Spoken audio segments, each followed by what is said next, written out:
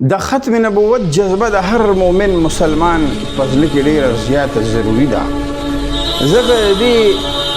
ختم نبوت د عقیدې نه علاوه انسان مسلمان نشي پاتې کېدی.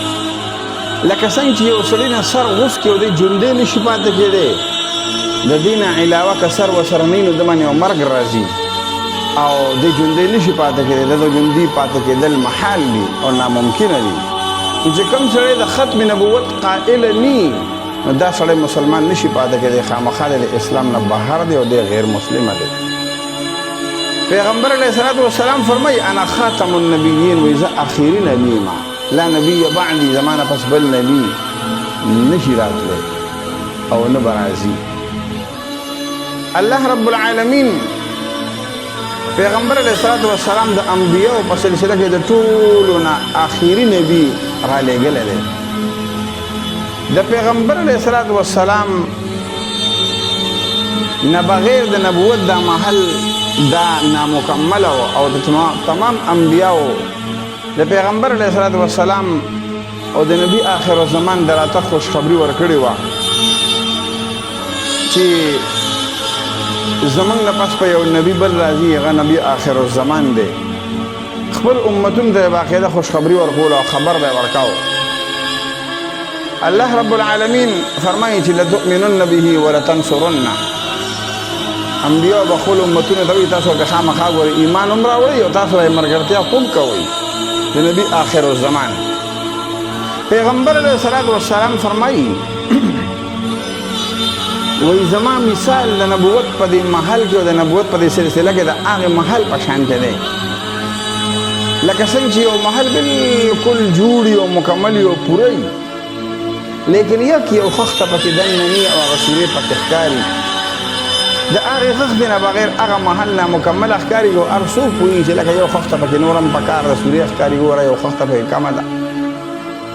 او چې کله یو خښته پکې ولګي نو هغه محل بالکل برابر شي، هېڅ قسم کمې پکې پاتې نه شي او نه پکې د بلې خښتې ځای بیا په هغه محل کې پروت او پاتې پکې. نو وایي زما مثال هم په انبیاو کې داسې دی چې کله زه نوم راغلی نو په انبیاو کې د یو نبي کمی و، خو چې کله پیغمبر علیه الصلاة والسلام الله پاک دنیا ته راولېږو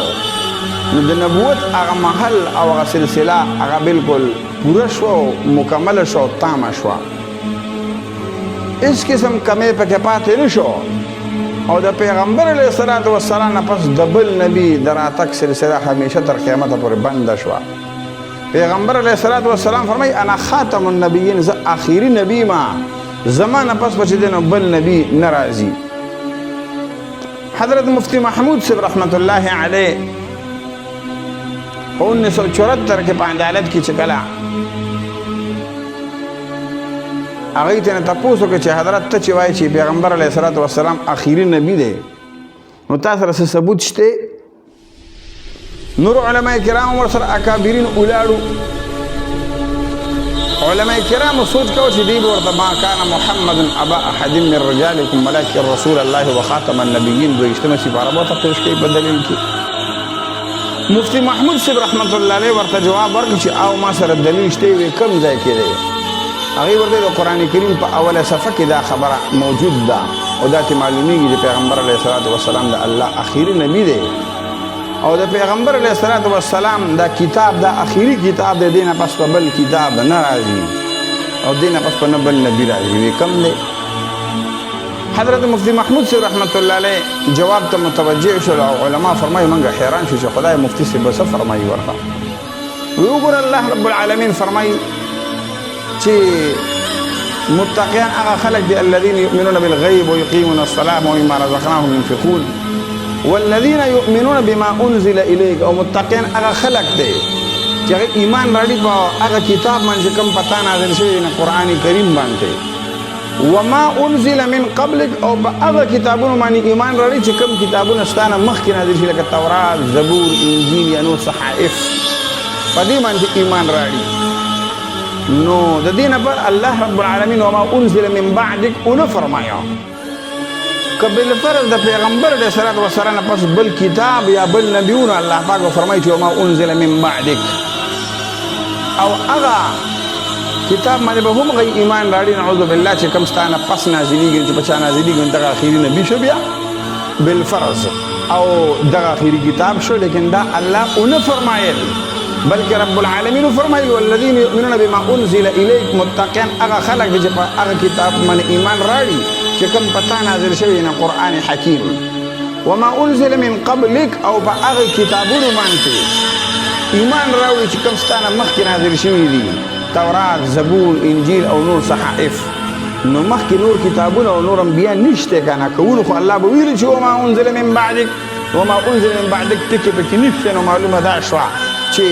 د الله رب العالمین اخیری کتاب دا قرآن حکیم دی او د الله رب العالمین اخیری پیغمبر دا محمد رسول الله صلی الله علیه وسلم دی چې دا کتاب په دوی نازل شوی دا اخیری پیغمبر دی الله رب العالمین